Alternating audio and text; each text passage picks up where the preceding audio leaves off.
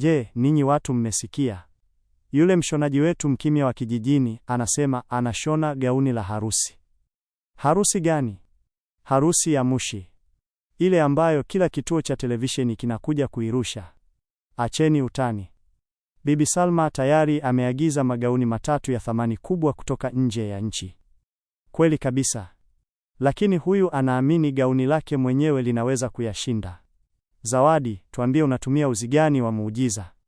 Dhahabu, almasi au nywele za malaika? Zawadi alijibu, uzi wa kawaida tu. Mnamemsikia? Uzi wa kawaida tu. Wakacheka, hapana, anamaanisha uzi wa kijijini. Sikilizeni kwa makini. Matajiri hawavai ndoto. Wanavaa majina ya bidhaa za bei kubwa. Wakati mwingine vitu hivyo si kitu kimoja. Bado mnaongea kwa mafumbo. Ndiyo maana hakuna anayekutambua. Kama gauni lako likifika kwenye hiyo harusi, nitaacha kabisa kazi ya ushonaji. Sahau kulifikisha huko. Walinzi hata hawataliruhusu liingie ndani. Tutaona.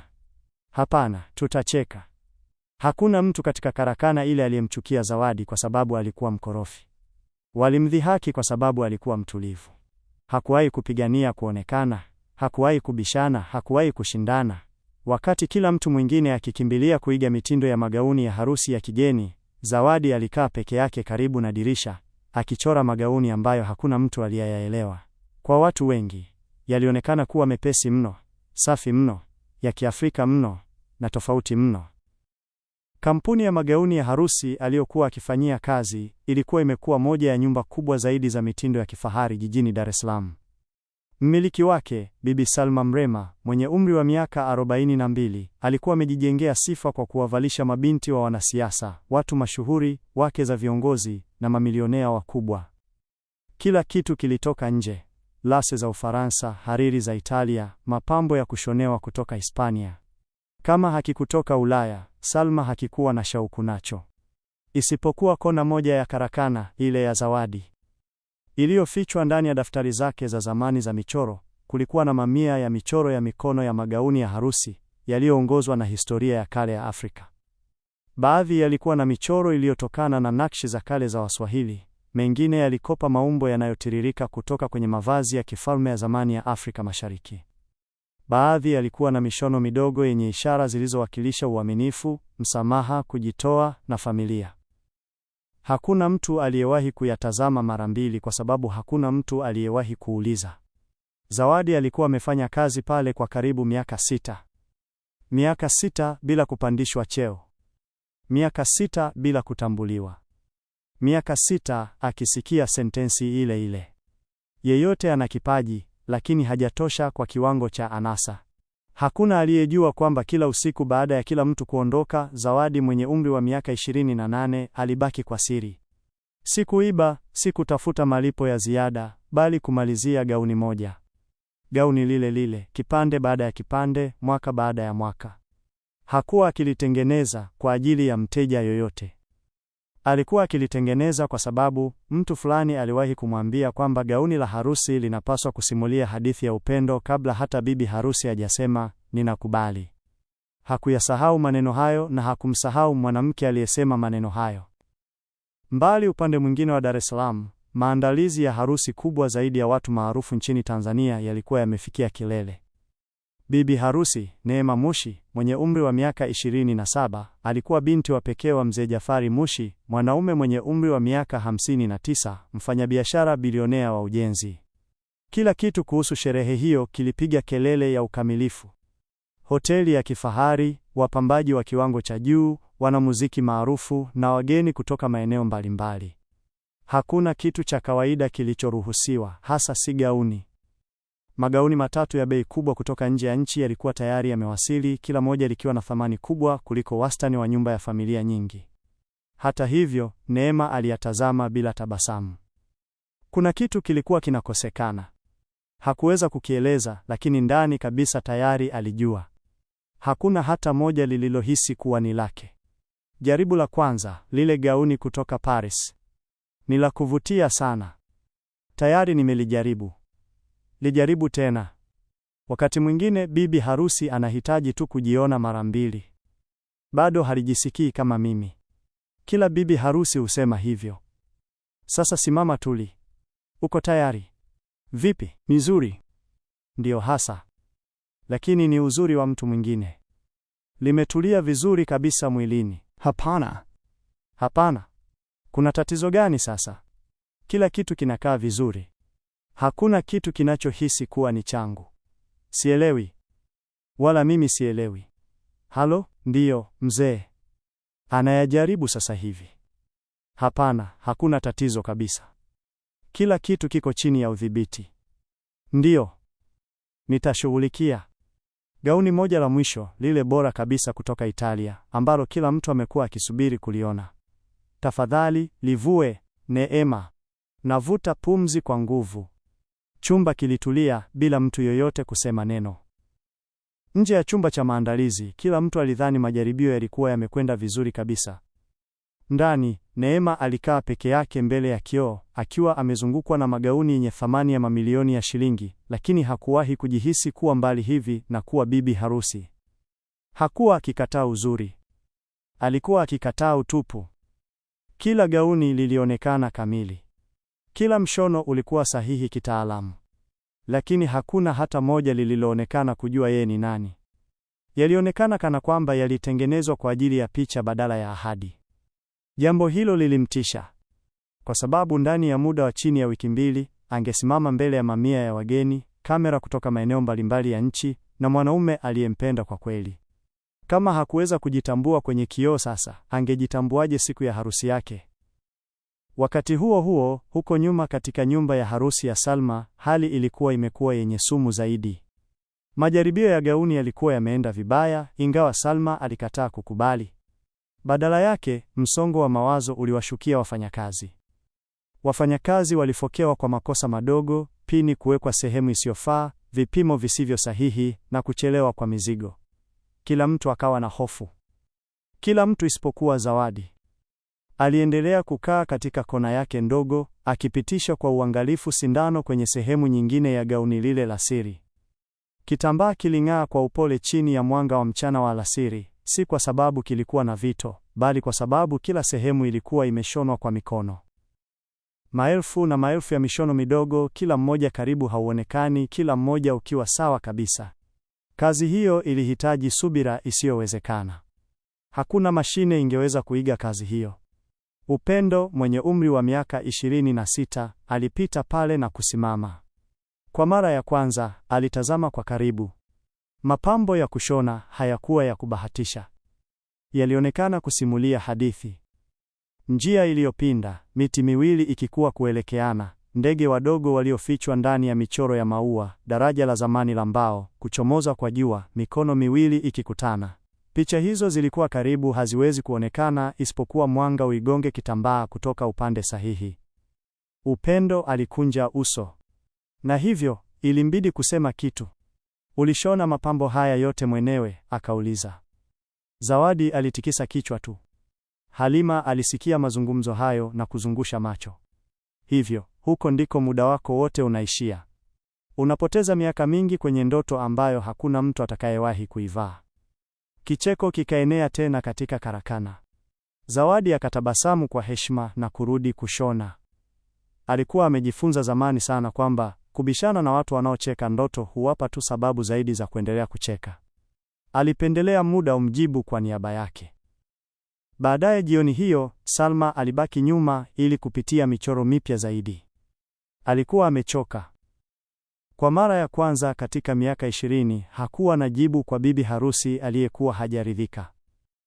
Alipokuwa akitembea ndani ya karakana iliyokuwa kimya, kitu kisicho cha kawaida kilivutia macho yake. Kuliwekwa sanamu ya kuvalishia nguo karibu na dirisha, ikiwa imefunikwa kwa kitambaa cheupe. Alikunja uso. Nani ameacha hiki hapa? Alijinong'oneza. Udadisi ulimfanya akiondoe kile kitambaa. Mara tu kitambaa kilipoanguka, aliganda. Si kwa sababu gauni liling'aa. Si kwa sababu lilikuwa ghali. Kwa sababu lilionekana kuwa hai. Muundo wake ulikuwa wa kifahari bila kupiga kelele.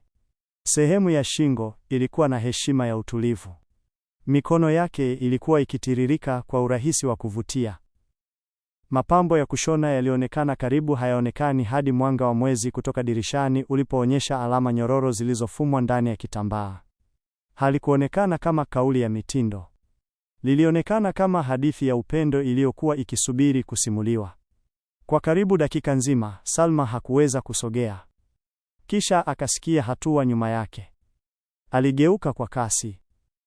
Zawadi alisimama kimya mlangoni akiwa ameshika kikapu kidogo cha vifaa vya kushonea. Hakuna mwanamke yeyote aliyesema neno. Hatimaye, Salma akauliza swali pekee aliloweza kulifikiria. Nani alibuni hili? Zawadi akatazama. Nani alibuni hili? Mimi. Lini? Katika miaka 6 iliyopita. Kwa nini hukuniambia? Hukuwahi kuuliza. Lilitengenezwa kwa ajili ya nani? Sikujua. Nilijua tu kwamba siku moja bibi harusi sahihi angelipata. Kwa mara ya kwanza tangu Zawadi ajiunge na kampuni hiyo, mtu muhimu alikuwa akiangalia kwa kweli kazi yake. Lakini hakuna hata mmoja wao aliyegundua kwamba jozi nyingine ya macho ilikuwa ikiangalia kutoka kwenye mlango uliokuwa umeachwa wazi kiasi. Halima. Na tabasamu lililoanza kusambaa taratibu usoni mwake halikuwa la kuvutiwa. Lilikuwa tabasamu la mtu aliyekuwa amegundua tu nafasi kamili ya kumwangamiza mtu mwingine. Salma alitembea taratibu kulizunguka tena lile sanamu ya kuvalishia nguo. Safari hii hakuwa akiangalia umbo la gauni. Alikuwa akichunguza ustadi wa kazi. Kila mshono ulikuwa umelingana kikamilifu. Kila kunja lilidondoka kwa njia ya asili. Uwiano ulikuwa sahihi kutoka kila upande. Kisha akaona jambo la ajabu.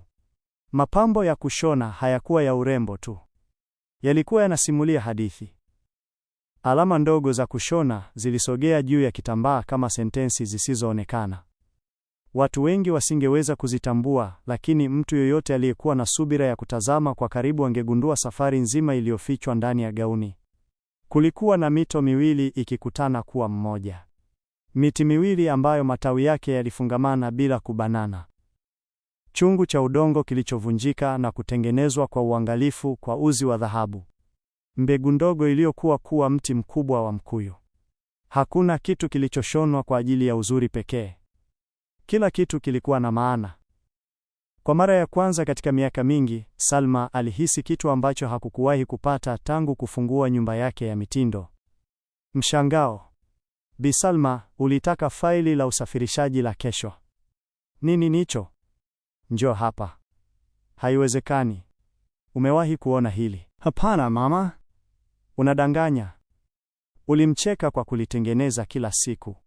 Mimi nilidhani ni mradi mwingine wa kijijini tu. Hapana, hukuwahi kulitazama kwa makini vya kutosha. Tumbo la Halima likajikaza. Kwa mara ya kwanza, alitambua kwamba hatari haikuwa gauni. Ilikuwa ni mwitikio wa Salma. Kama mmiliki wa kampuni angeikubali kwa kweli kazi ya Zawadi, kila kitu ndani ya karakana kingebadilika. Kupandishwa vyeo, kutambuliwa, heshima, wateja. Mwanamke yule mtulivu ambaye kila mtu alimpuuza, angeweza ghafla kuwa mbunifu muhimu zaidi katika jengo zima. Halima hakuweza kuruhusu hilo litokee. Wivu mara nyingi hujificha ndani ya mantiki. Alijihakikishia kwamba hakuwa akilinda nafasi yake. Alikuwa akilinda sifa ya kampuni. Angalau hivyo ndivyo alivyoendelea kujiambia. Kufikia wakati alipofika nyumbani usiku huo, mpango ulikuwa tayari umeanza kuumbika akilini mwake. Mpango wa kikatili. Bibi Salma, naweza kukuuliza jambo? Bila shaka. Umewahi kuona gauni la harusi linalohisi kuwa hai? Kwa nini unauliza? Kwa sababu kila gauni nililowahi kuvaa linaonekana zuri. Hakuna hata moja linalohisi kuwa la kweli. Kama gauni kama hilo lingekuwepo, ungekuwa tayari kumwamini mtu ambaye hujawahi kumsikia. Kama gauni linasimulia hadithi yangu, sijali ni nani aliyelitengeneza. Maneno hayo yaliendelea kusikika moyoni mwa Salma muda mrefu baada ya Neema kuondoka. Alirudi kwenye karakana akiwa na uamuzi mzito moyoni. Kumwonyesha familia ya Mushi gauni la Zawadi kunaweza kuokoa harusi au kuharibu kabisa sifa yake. Hatari haikuwa ndogo. Mzee Jafari Mushi alikuwa akijulikana kwa kudai ukamilifu. Kama angegundua kwamba gauni la mbadala lilikuwa limebuniwa na mshonaji asiyejulikana badala ya mbunifu anayetambulika kimataifa, angeweza kugairi kila mkataba ambao Salma alikuwa ametumia miaka kuujenga. Hata hivyo, wazo jingine lilikataa kuondoka akilini mwake. Je, ukamilifu ulikuwa umekaa kimya ndani ya karakana yake muda wote huo? Alipofika kwenye mlango wa ofisi yake na kushika kishikio, simu yake ikalia. Ilikuwa Mzee Jafari. Sauti yake haikuwa na kujiamini kwake kwa kawaida. Bibi Salma? Bibi Salma, binti yangu hajawahi kutabasamu hata mara moja tangu majaribio ya magauni. Sijali tena linagharimu kiasi gani. Nataka tu binti yangu ajihisi kuwa ni bibi harusi. Salma akageuza kichwa taratibu kuelekea lile sanamu lililofunikwa lililosimama peke yake karibu na dirisha la karakana. Kwa mara ya kwanza, hakuwa akifikiria mitindo. Alikuwa akifikiria matumaini. Na nyuma ya rafu ya kuhifadhia vifaa, bila mtu yoyote kumwona, Halima akainua simu yake na kupiga kwa siri picha kadhaa za gauni la Zawadi ambalo bado halijakamilika. Tabasamu la polepole likaenea usoni mwake. Tayari alijua kabisa alikuwa akienda kuzituma kwa nani. Zawadi, nataka familia ya Mushi ilione gauni lako. Umenisikia? Ndiyo mama. Hujafurahishwa? Nina hofu. Ya nini? Matumaini yanaweza kuumiza kuliko kukatishwa tamaa. Unaamini kazi yako? Bila mashaka. Basi acha kazi yako ijieleze. Kwa mara ya kwanza katika miaka 6, Zawadi aliinua kwa uangalifu lile gauni kutoka kwenye sanamu ya kuvalishia nguo.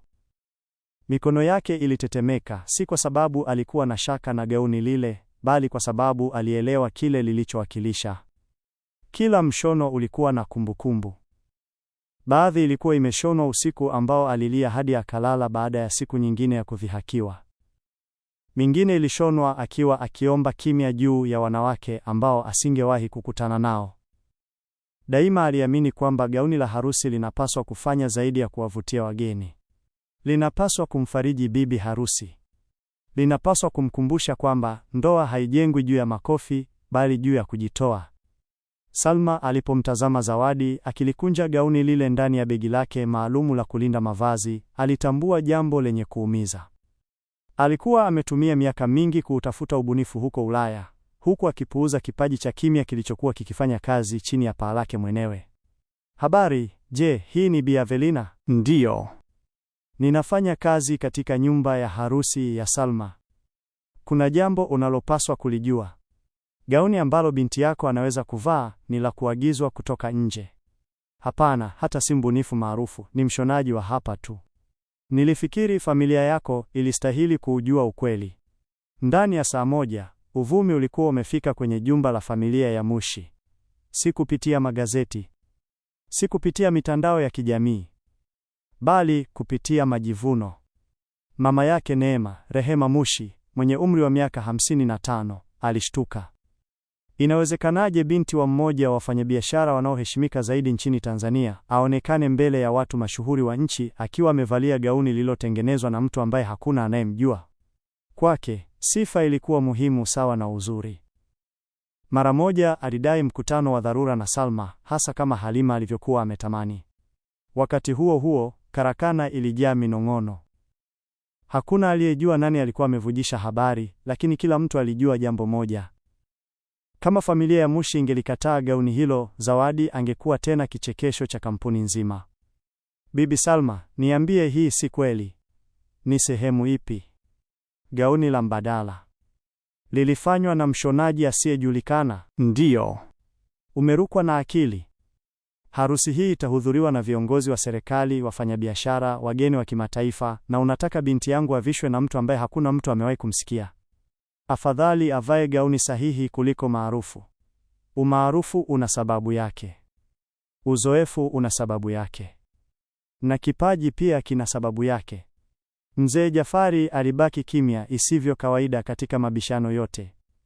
Alimtazama Salma kwa makini. Hakuwa akiongea kama mfanyabiashara anayejitahidi kuokoa mkataba.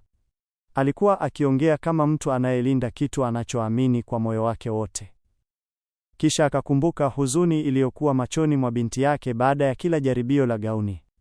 Pesa zilikuwa zimenunua kila anasa inayowezekana, lakini zilishindwa kumpa amani. Labda mara hii jibu halikuwa jina jingine la gharama kubwa. Labda jibu lilikuwa ukweli. Hatimaye akasema, hatutafanya uamuzi wowote mpaka Neema mwenyewe alione gauni hilo. Navuta pumzi. Chumba kikanyamaza. Hata Rehema akaacha kubishana. Mtazamo mmoja. Hicho ndicho tu gauni lingepewa. Nafasi moja ya kujithibitisha. Mbali, huko nyuma karakana, Zawadi alikaa kimya karibu na gauni lililofunikwa. Hakuwa akiomba watu walipende. Alikuwa akimwombea bibi harusi asiyejulikana ambaye angelivaa. Kwa sababu kulikuwa na siri moja kuhusu gauni hilo ambayo hakuna mtu, si Salma, si Halima, wala hata familia ya Mushi aliyeijua. Iliyofichwa ndani ya utando wa ndani, ikishonwa mahali ambako bibi harusi peke yake angeweza kuigundua. Kulikuwa na ujumbe ulioandikwa kwa mkono na kushonwa ndani ya gauni hilo miaka iliyopita. Zawadi aliandika ujumbe huo usiku ule alipomaliza mshono wa mwisho. Hakuwahi kufikiria kwamba mtu yoyote angeusoma kweli. Na Neema alipokuja hatimaye kuyagundua maneno yale, kila kitu kuhusu harusi na maana ya gauni lenyewe kingebadilika milele. Neema, kabla hujalihukumu, usiulize nani alilitengeneza. Ni hayo yote? Ni hayo yote. Basi sema kitu. Ni zuri. Zuri vya kutosha. Hapana, si zuri vya kutosha. Ni tofauti. Kwa namna gani? Linahisi kana kwamba kuna mtu amenielewa. Chumba kikawa kimya kwa namna ya ajabu. Hakuna aliyemharakisha Neema. Hakuna aliyetoa maoni mengine. Aliingia taratibu ndani ya gauni huku wasaidizi wakifunga kila kitufe kwa mkono. Kitufe cha mwisho kilipofungwa, jambo la ajabu likatokea. Gauni lilitulia kawaida juu ya mwili wake, kana kwamba lilikuwa limemsubiri yeye muda wote huo. Hakukuwa na marekebisho makubwa ya ghafla, hakuna marekebisho ya dakika za mwisho, hakuna pini za siri zilizokuwa zikivuta kitambaa mahali pake. Lilikaa tu. Si kwa sababu Zawadi alikuwa amempimia Neema kwa siri, bali kwa sababu alikuwa amebuni gauni hilo akizunguka kitu cha kudumu zaidi kuliko vipimo. Neema alipogeukia kioo, machozi yakaanza kujaa machoni. Kwa mara ya kwanza tangu uchumba, alijiona bibi harusi akimtazama kutoka kwenye kioo. Si binti, si kitovu cha harusi ya watu mashuhuri, bali mwanamke tu aliyekuwa akijiandaa kuupa moyo wake mwanaume aliyempenda. Naweza kupata muda wa kuwa peke yangu?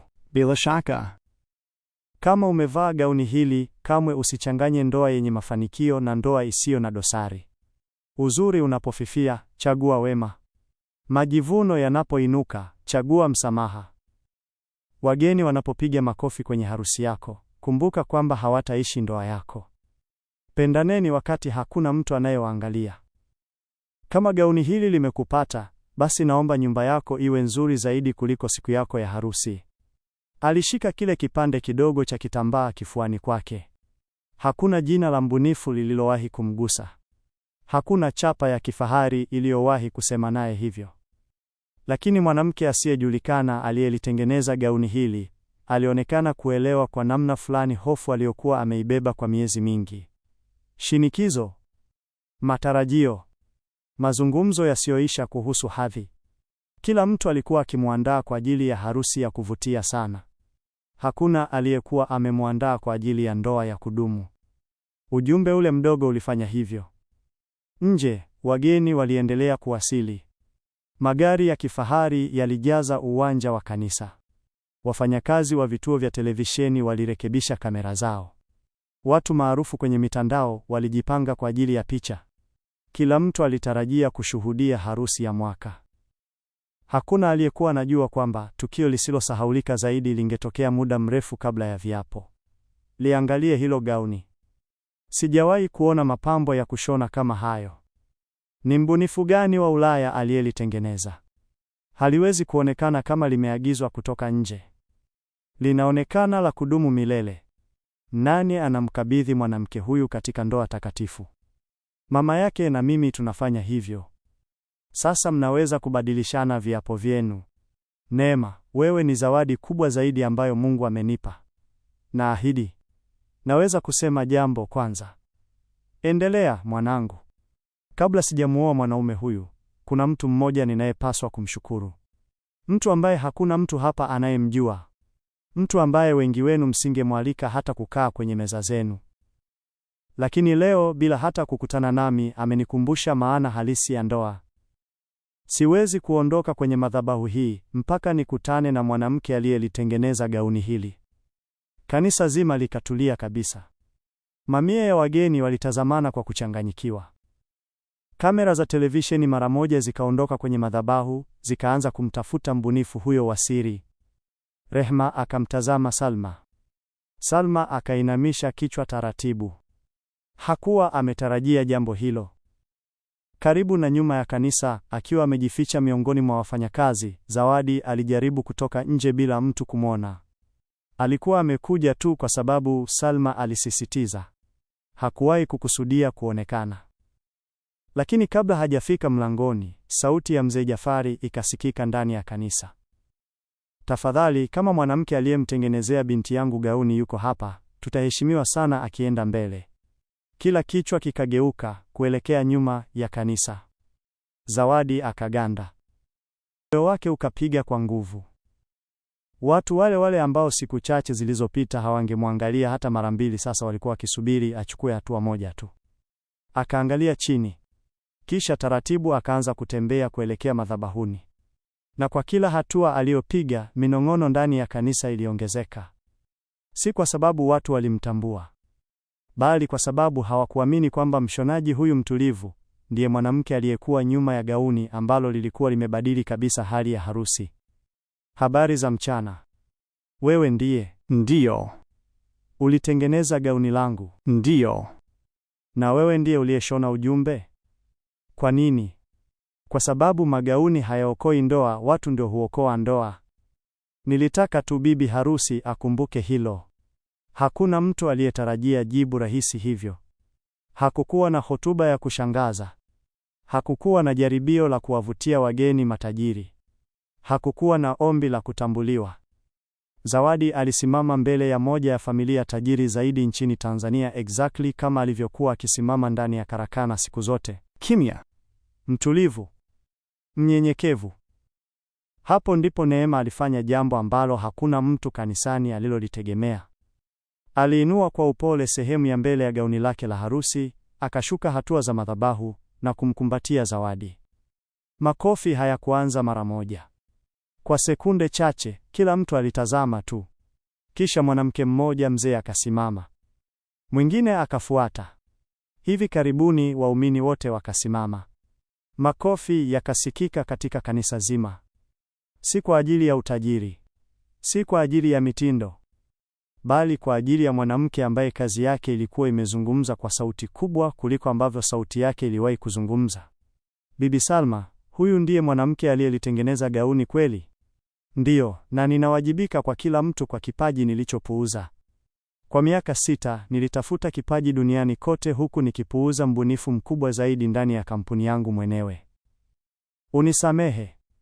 Hakuna cha kusamehe, People. Nilichanganya sifa na ubora.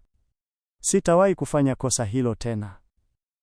Watu wengi walitarajia Zawadi kutumia muda huo kuwafichua wote waliokuwa wamemdhalilisha. Hakufanya hivyo. Angeweza kumkumbusha Halima kila tusi. Angeweza kutaja kila fedheha. Angeweza kufurahia kisasi kitamu zaidi. Badala yake, alitabasamu tu. Kwa sababu baadhi ya ushindi huwa midogo mara tu unapoutumia kuwafedhehesha watu wengine. Upande wa pili wa kanisa, Halima aliinamisha kichwa. Hatia aliyokuwa amejaribu kuifukia sasa ilikuwa imekaa kwa uzito mabegani mwake. Aliangalia makofi yaliyomzunguka Zawadi na kugundua jambo lenye kuumiza.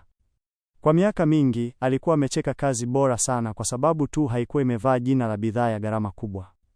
Bi Salma, naweza kusema jambo? Endelea. Mimi ndiye niliyevujisha taarifa kuhusu gauni. Nilitaka familia ilikatae. Nilikuwa na wivu. Samahani. Umejaribu kuharibu harusi hii. Ndiyo. Nilifikiri kama gauni lingeshindwa na yeye anges, lakini nilikosea.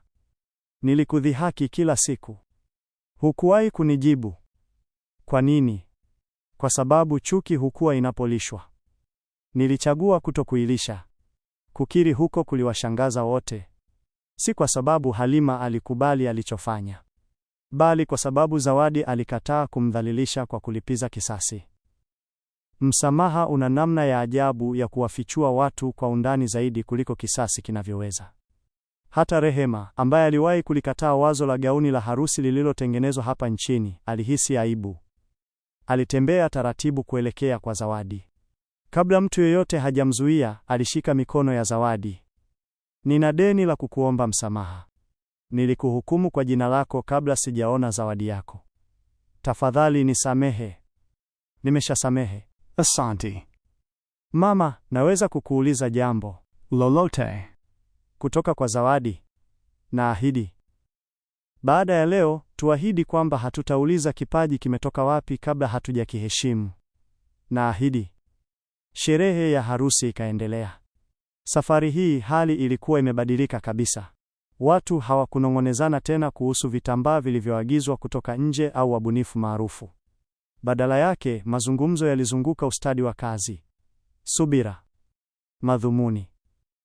Neema na Daudi walipobadilishana viapo vyao, hatimaye kila neno lilikuwa na maana kubwa zaidi. Gauni tayari lilikuwa limefanya kile lilichoumbwa kufanya. Lilikuwa limewakumbusha watu wawili kwa nini walikuwa wanafunga ndoa. Miezi kadhaa baadaye, picha za harusi zikaenea katika magazeti, majarida, vituo vya televisheni na mitandao ya kijamii. Wakosoaji wa mitindo kutoka sehemu mbalimbali za dunia walijaribu kumtambua mbunifu wa siri aliyekuwa nyuma ya gauni lile lisilosahaulika. Kwa siku kadhaa hakuna aliyejua jina lake. Kisha kichwa kimoja cha habari kikabadilisha kila kitu. Mshonaji mtulivu wa Tanzania, nyuma ya gauni la harusi lililoiteka mioyo ya taifa.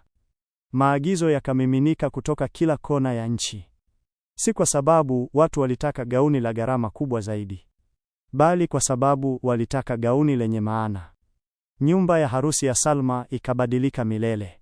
Kila bibi harusi mpya aliyeingia kwenye ukumbi wa maonyesho aliulizwa swali lile lile kabla ya kuchagua muundo: tuambie hadithi yako ya upendo.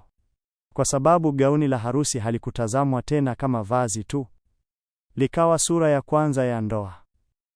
Kwa upande wa Zawadi, alikubali kila fursa kwa unyenyekevu ule ule ambao alikuwa amebeba daima. Hakuhamia kwenye jumba la kifahari. Hakuwahi kukimbiza umaarufu.